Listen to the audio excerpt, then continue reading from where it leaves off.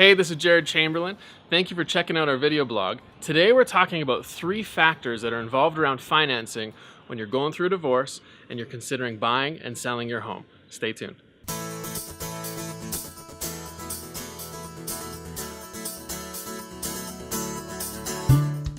So we're talking today about the 3 things that you need to consider when you're actually going through a divorce and the finances around your buying and selling of a home. I have Chad Moore here with me today, who is a mortgage broker, and he has some great tips that we can talk about when we're going through this situation. So Chad, why don't you jump us into the first one? Thanks, Jared. So the first thing is really getting clear and establishing my new budget. The reality is going through a separation and divorce is going to mean a change in my income and expenses. If there's kids involved and one primary income earner and one person who's taking care of the family more so, there's going to be a change to that lifestyle, those expenses and income. And that's something I want to be aware of when going through separation and divorce. Yeah, I mean, income is the biggest thing because that's the biggest thing for qualifying, right? Income is huge. When lenders consider lending money to people, they want to make sure that people can repay. And the biggest thing they look at is people's income to actually repay. Okay, that's fair. Point number 2. The second biggest thing when going through separation divorce is maintaining credit.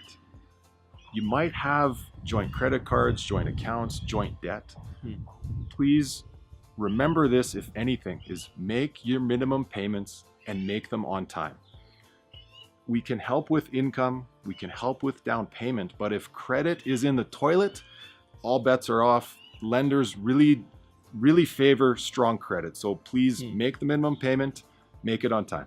Just keep it steady. Keep it steady. Keep it steady. No, that's good. And number 3.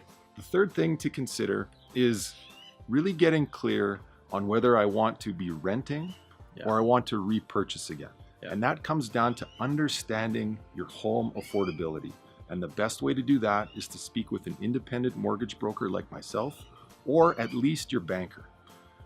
Understanding home affordability is really going to look at the overall picture of income, liabilities, and credit. The truth is, renting might be the best for you, or you might be able to afford to purchase a new home. In some circumstances, I can help people retain the matrimonial home because uprooting the family, having the kids move and change schools sometimes isn't the best. So I can look at retaining the matrimonial home and satisfying all the points to the separation agreement as well. Well, and just the needs of each party, of the husband and wife or whatever too, because if they end up separating, divorcing, one may say, well, I want to be in this area or something too.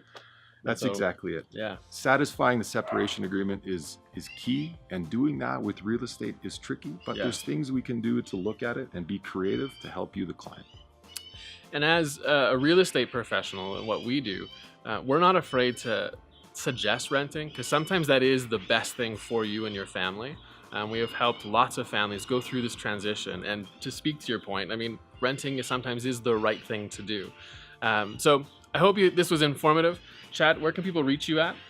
Jared, the best way to reach me is by email, chad@canadamortgagedirect.com. You can also visit my website, chadmoore.co.